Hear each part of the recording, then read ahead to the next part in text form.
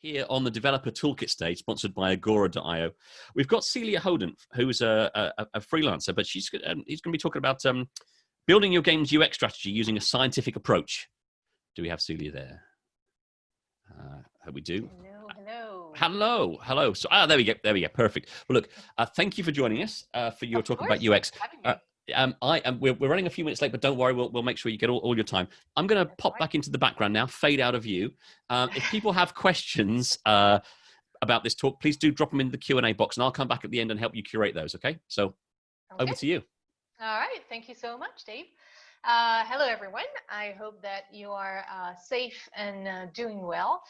I'm gonna share my screen so I can show you my PowerPoint. There you go, and here we are.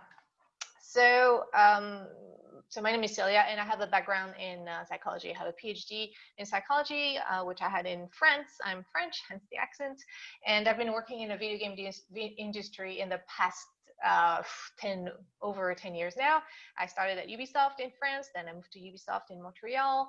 I worked with the playtest team there, and I worked more specifically on the Rainbow Six franchise. Then I moved to LucasArts, where I worked at the studio level, and I worked also on games that never saw the light of day, like Star Wars 1313. That was a bit sad. And after Disney shut down LucasArts, this is when I moved to Epic Games. So that was in 2013, where I became the director of UX at the studio level. So I worked on Unreal Engine. I worked on many games on different platforms like mobile VR, console, PC, and of course I worked very closely with the Fortnite team. I left Epic in 2017, late 2017, and ever since then I'm an independent consultant. So I'm spreading the UX love, and I'm trying to explain what UX is about, and more specifically UX strategy, because now UX is becoming very trendy, but people narrow it down to UX/UI, and of course UI is very important in UX, but it's really not just that. So this is a very quick talk. I'm gonna explain to you all these different things, so you can ensure to develop a UX strategy for your project and at the studio level. So first of all, just a quick definition of user experience. What it is just to think about what the target users, so your players, how are they going to perceive and interact with the game, including how engaging this experience is relative to the design intentions. So you as a developer, and when I say developer in this presentation, I mean anyone working in the creation of a game, not just programmers, so everybody, you have a specific mental model, you know what you want to accomplish, and you build a game with that in mind, in a specific system that has specific constraints. When you ship it, the players are going to play it, and they're going to make up their own mental model of what they think the game is all about, only through their interaction with the system image. So anything they interact with, so anything they perceive, could be controls, art, music, all the things that they perceive and interact with. The idea of user experience is to make sure to align your intentions, what you tried to offer your players, and we have a lot of tools to do that. But really the idea is not to change whatever intentions that you have, it's to ensure that this is what the players in the end are experiencing. Now, UX is very broad. It's anything that is that your players, but also your customers are going to interact with. So of course it starts with advertisements, start with the first time that players are going to hear about your game. It starts with the launcher, if you have a launcher. All that experience is part of the user experience. I'm more specialized into the player experience, or what players are experiencing, but I'm using UX as a broad term. But of course, if you think about UX, you have to think about marketing, you have to think about customer support, you have to think about community management. It's all of that. And that's what user experience is. It's really shifting from your own perspective, so that you can make sure that you understand the perspective of the user and that you can get alignment with what you were trying to accomplish, but also by respecting your user. You're placing the user at the center of what you're doing. So because of that, UX is not just the concern of people with UX in their titles. It's not just the concern of people doing UI. It's the concern of everyone on the team, everyone on the studio, because UX is a mindset more than anything else. It's shifting from your own perspective to adopt the perspective of the user, and it's about placing the user, the target user, at the center of what you do, not your business goals, not your what you believe the game is about. It's all about your users, all of them. So there are different steps. I'm just going to go through that very quickly because, of course, we don't have a lot of time.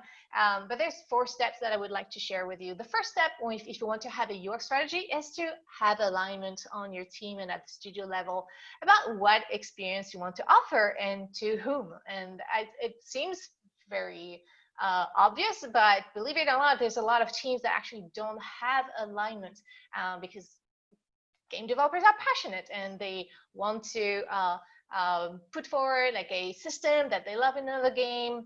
And so sometimes there's no real alignment of what experience we want to offer. What are really the game pillars? What are the main systems? What is it we're trying to offer to players? What experience? What we want them to have, like as emotions?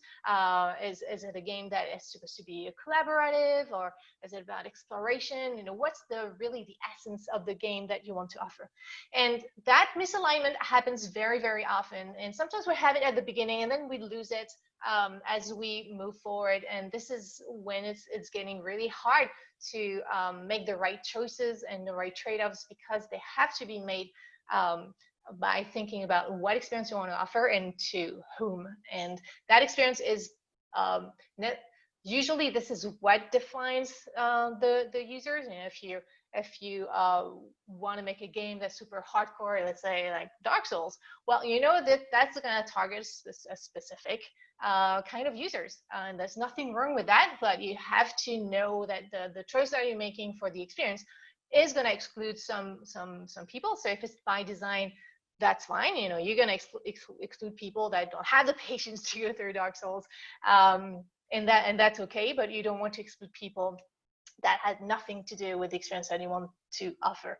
So this is really, sounds again very obvious, but it's very, very important to define the essence of the game and to define who are the players that love these games, and what do they care, what do they need, what are their motivations, but also what is the common the conventions that they know. Like if you're making a puzzle game, like a match 3 game, the players that love match 3 games are used to certain conventions. But now if you're making a FPS or an RPG, you have different conventions that is not necessarily going to be understood by players who are not used to playing these games. So the more niche your game is, it's not necessarily very easy, but at least you know that there's some shared conventions, because the players are going to play this game.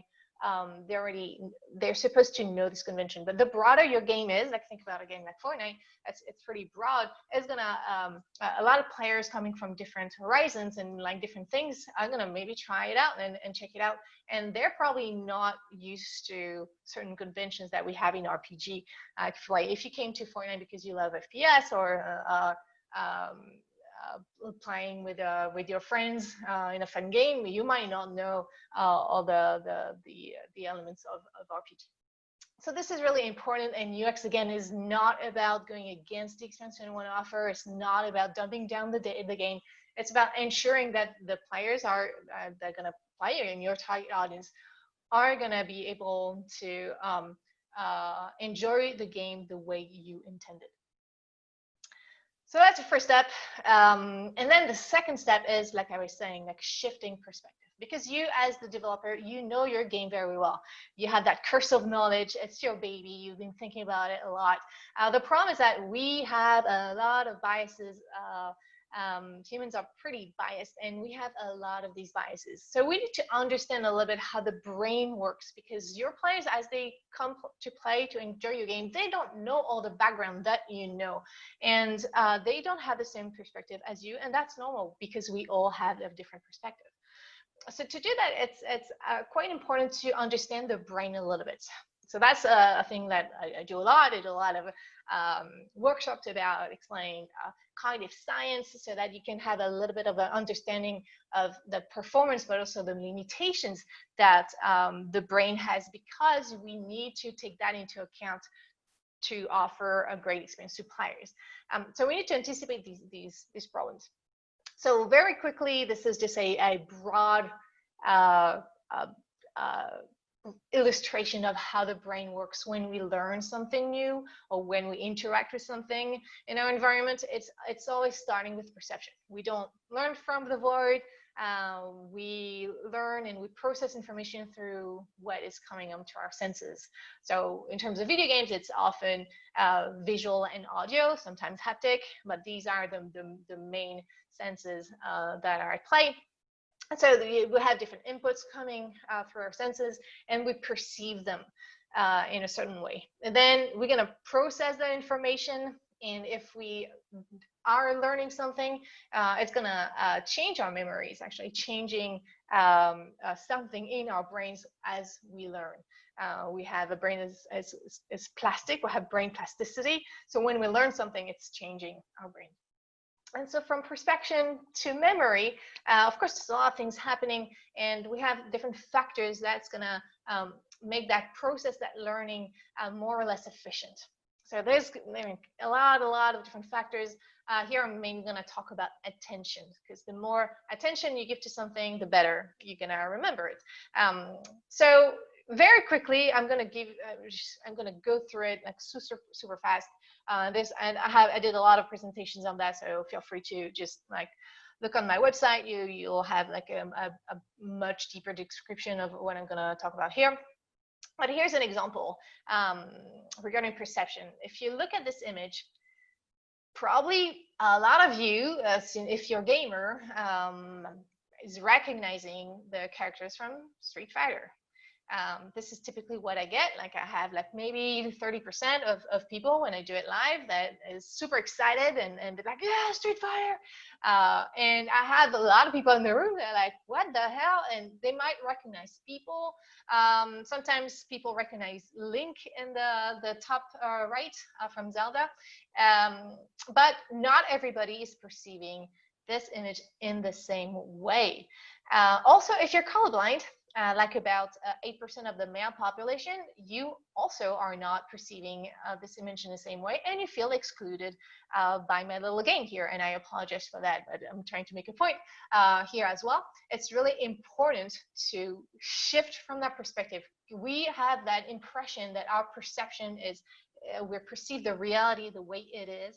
It is not the case. Perception is subjective. There's the reality out there, and we all perceive it in a different way. And that perception is impacted by who we are, our culture, the games we play, the things we love, the things we expect, the context, and many, many other things. And so that's a big limitation that we have in our brain. And this is the reason why we play test. So here's an example when we were working on Fortnite back in 2013.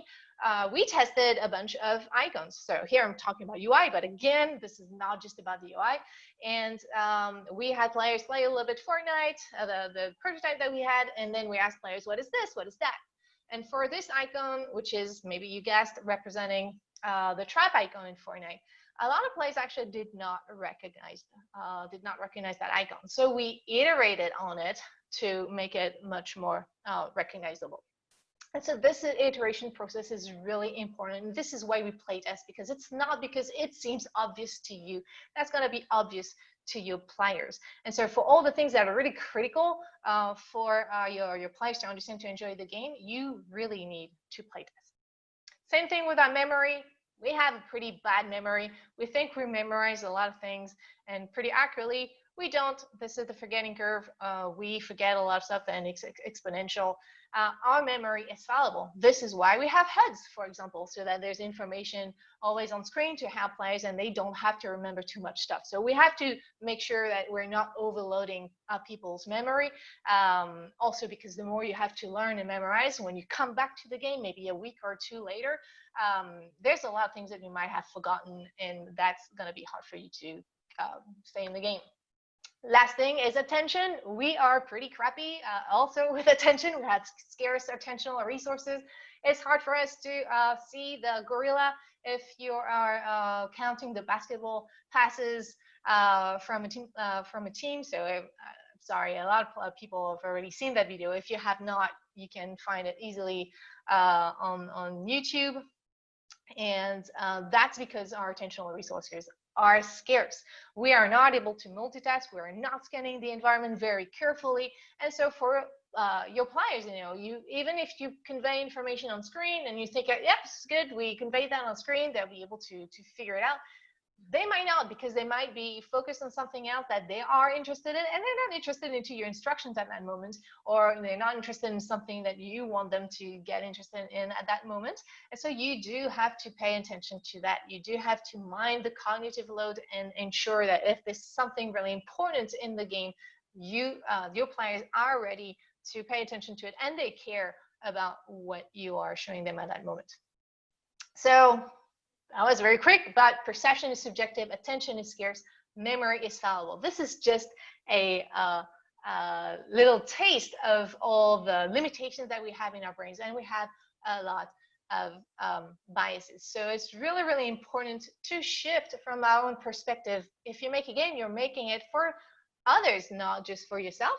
And so it's really important that you ensure that what you're trying to convey is what others are experiencing.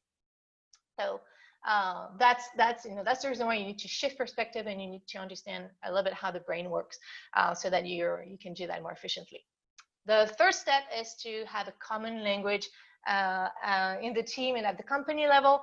So this is something that I believe is really important, because when we start to think to talk about UX and what it means, it's important to explain what is it we're talking about, and to have a common language. This is the reason why I've been using the framework that I'm going to show you here.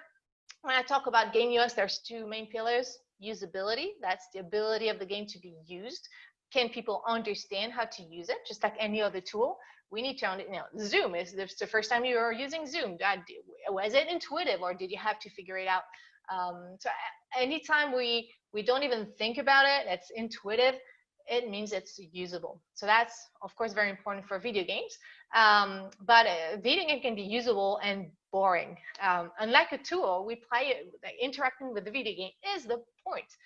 We're not using the tool to do something else. We're using the system, the video game, just because we enjoy using that system. So video games have to be engaging, otherwise there's no point in playing a game. So that's the reason why game UX has these two main pillars. Like any tools have these two main pillars, but for a tool, it's less of a problem if it's not super engaging. I mean, it's still better if it's engaging, but it's not as critical as for games. And so this is the vocabulary that's important to get. What does it mean for a game to be usable? It means focusing on the signs and feedback, and all the things that players are going to perceive from the game. Make sure they're clear. Make sure, just by looking at something, they can understand their functionality. It's what we call form follows function. So those are all the elements that it's really important to, across the team, we know a little bit about them. It's not about making UX experts from everyone a UX expert, but at least these elements are very basic elements, so that we can talk about, hey, we have a problem. We have a consistency problem. We have a form follows function problem, and that is impacting players' understanding to do X, Y, and Z. Across the team, to be able to do that, especially working with a QA. QA folks are really important, also to enable that UX perspective, because they're testing the game again and again and again. And so there are if they have this vocabulary, they are going to be able, the first ones to point out problems that we might need to fix. And engagement, it's all about motivation. And so understanding what's missing. If people don't feel competent in playing the game, they're not gonna enjoy playing the game as much. It's not gonna be as engaging. So understand what motivation means for humans. And again, I don't have the time to explain this here. It's all over my website if you want to check it out. But here the idea is to point out that across the team in the studio, there needs to be like at least a baseline understanding of what it means to be engaged in an activity, and to so that you can ensure during the development to prioritize the things that matters most, because that's the difficulty, is to prioritize. There's so many things we need to do, but is this, the thing that you need to work right now, is this going to be impactful for players, feeling of competence or autonomy or relatedness with others? So once you have that, then you need some process, because again, the humans are biased. And so if you don't have a process, you're going to just rely on your gut feelings. And your gut feelings can be very good if you're a very well-trained professional, because you've been around for a while and you internalize what is working, what not working. But that's not helping if you need to work with other people. And this is what we do when we make video games. So you need to have a process, and relying on that process is really, really important. And we use science for that. So this is the playtest room at Epic Games that we put together, and it's helping us by inviting people playing the game in development. It's helping us doing that shift, and we do that shift in a way that is as scientific, which means that we're trying to step away from our own biases, like our own opinions, what we do care about the game, because we're not robots. We usually love the games that we're working on. And so this is helping us, ensuring that we understand what's happening, and so we're not making the wrong decisions. And so to do that, you need to have a pipeline. And every time you have a lot of game developers, they have sprints. And so you can anticipate at what moment we can play test a game with the main branch, so that people are not working too often to stabilize that build. So you have to anticipate for that milestone. This is what we're going to put in. And so already as you plan that milestone, you start with a hypothesis with what you're going to have to test for user experience. There's always something you can test. Not everything can be tested at any point in time, but there's always something you can test. Be careful, because a lot of people are saying it's too early.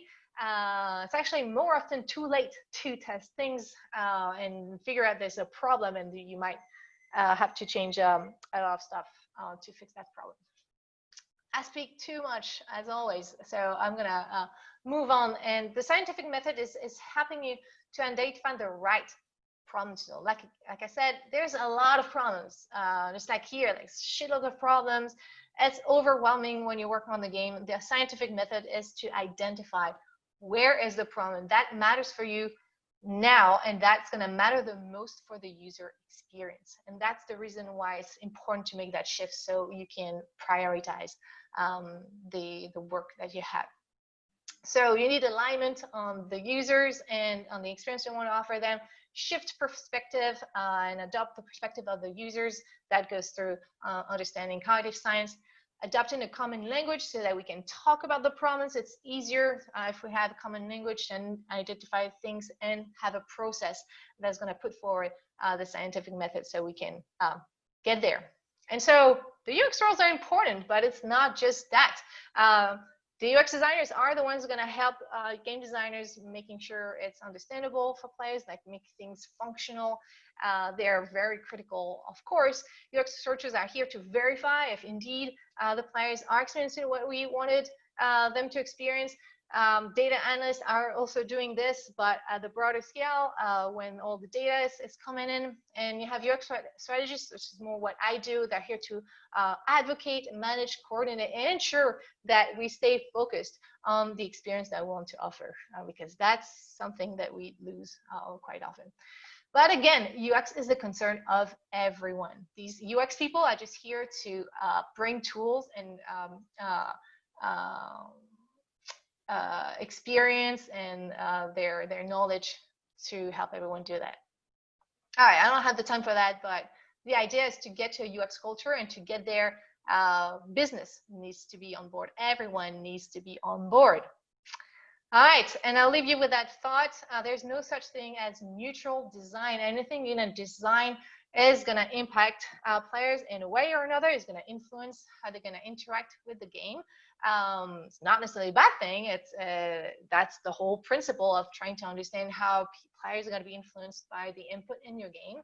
But it does mean that every step of the way, you have to think about ethics, because user experience, again, is about placing the user at the center of what we do, which means we care about inclusion, we care about accessibility, we care about ethics, we care about all of that, because as soon as we lose the player's well-being in sight, we are not doing UX anymore. So it's a whole, it's part of UX, a big part of UX. All right, that's it. So you'll find a lot of resources on my blog. You'll find me on Twitter if you have any questions that you could not have answered now. I have a book out. It's in English, in Japanese, Korean, French in a week, and soon in Russian. And there's the Game UX Summit. You'll find a bunch of videos on my YouTube channel if you want to see a lot of people talking about UX. Whew. That's it. I tried to not go over too much. No, it's fine. Thank you. So we're running a little bit behind in this room. So but I appreciate you going through it. Absolutely fascinating. There've been some great talks this afternoon, and that was another one that's opened my mind to a whole world that maybe I don't think about, but I take for granted. How did that epic user testing experience work? Were you the suite that you showed there? At that time, were you literally watching people play every kind of part of the interface, just kind of like a kind of a focus group type thing? How was it working? So what we call focus groups is more people discussing. Right. So this is what we call UX test or play test or usability test, depending on what we do. Yeah, so typically we'll have players, they know that the room is there and people are watching, but the idea is to try to step away from them so they not feel and observe the whole time. So we're trying to recreate a neutral space where they can feel that they're home. And depending on what type of test, sometimes we give guidance and we ask players to do something specific. So we can say, like, for example, we ask them, hey, can you craft whatever, like, weapon? And so we can check if they know where to find it and how to craft it. But sometimes we just, as the game is developing and is getting more together, we have whole sessions where players just play through it and we just observe. And we ask questions regularly through surveys to see what they understood. So we try to ask very concrete questions. We try to stay away from, hey, did you like it? I mean, it's still a bit useful to ask these questions, but never by themselves. So we would not ask questions like, did you find an interface in the Twitter? But we would ask, what is this? What is that? What was the objective here? What did you have to do there? Or we take a screenshot and say, what's going on here? Ooh, if it's a multiplayer game, who's winning and why? So we can see are the elements in the game intuitive enough so that players can understand by themselves, because as players, we just want to play the game. We don't want to have a whole manual before we play. Yeah, exactly. So the idea is to verify if the game is intuitive enough so players can learn by themselves. Is there I noticed that because there's obviously some sort of received wisdom, tried and tested formula that work in UX, sometimes some games can feel kind of quite familiar. Particularly, I'm thinking of mobile games, perhaps, where there's certain elements of the interface that you see replicated across games because they clearly work. Can you think of any examples where something that was kind of thought of as common knowledge was actually overturned by the kind of research you do? Were there elements that people were just kind of the designers were just using by out of habit that then you were able to prove you could do better? Yeah, so quite often actually, because I mean, in mobile it's a bit different because we're constrained by the size of the screen. So most of the time we reuse a lot of things, but it's really important to understand that there's different conventions depending on the genre. And sometimes we feel like, oh yeah, that's going to be okay. It's not too much information, or that game has, 5 buttons at the bottom, and so it's okay. And then when you test, there's many, oftentimes you see that players, they miss a button they don't want to press, or they miss an information. And I mean, that's the reason why conventions are good. The more you can use conventions, the less players that are used to these conventions are going to have to learn them. So if you want to go away from that convention, you have to have a very good gameplay reason to do it. There's been some talk about the kind of dark arts of the user interface, where kind of provoking player behavior to, say, spend money, for instance, through certain obtaining certain conventions or highlighting certain buttons. You mentioned ethics in your talk, and that kind of struck me as something where I guess maybe we're all becoming a little bit wiser to some of those dark arts now. Maybe we're not. I'm being manipulated. And that's what I'm saying. We a lot of people say, oh yeah, UX is awesome, and sometimes say, oh, we're gonna make lots of money with UX. Like, yes, you're gonna make more money because you're gonna offer a better experience to your players. It's not about exploiting human biases and stuff like that. If you do that, I'm sorry to tell you, you are not doing UX. Because UX is about placing the players at the center, not your business. If you do that, you're doing dark patterns, which is the opposite of UX. And yeah, we need to think about that, because there are techniques. Like sometimes, like dark patterns is really when there's a design that is meant to trick people, and they don't even realize that they're signing up for something, that they're going to pay something in a month, and they didn't realize. That's a really true dark pattern. But a lot of things that game developers do sometimes, it's a light dark patterns. It's like, oh, if you don't log in today, you're going to miss something. So it's playing on fear of missing out, but it's forcing people to log in even if they did not want to play your game today. So UX is all about making sure players enjoy playing the game, and they want to play, and they're here because they want to play, not because you're like forcing them to play to get something outside of the game. It's a fine line, and it is really important that we start discussing that seriously, so that we can define where the line is. Thank you very much. You know what? We've got a question now. I'm sure we could talk on further, but unfortunately, we've got to move on. So I'll tell you what. Okay. If folk want to catch up with Celia, they can find you in Meet to Match, I guess, or in Discord. And you also shared the link to your site and so on. So thank you very much for being here. That's a round of applause for you. Thank you very much. I have to imagine it coming from all the audience. And so thank you for your time and for running over there. Great talk, and we'll catch up with you again, I hope. You're very welcome. Thank you for having me, and be safe. Thank you. You too.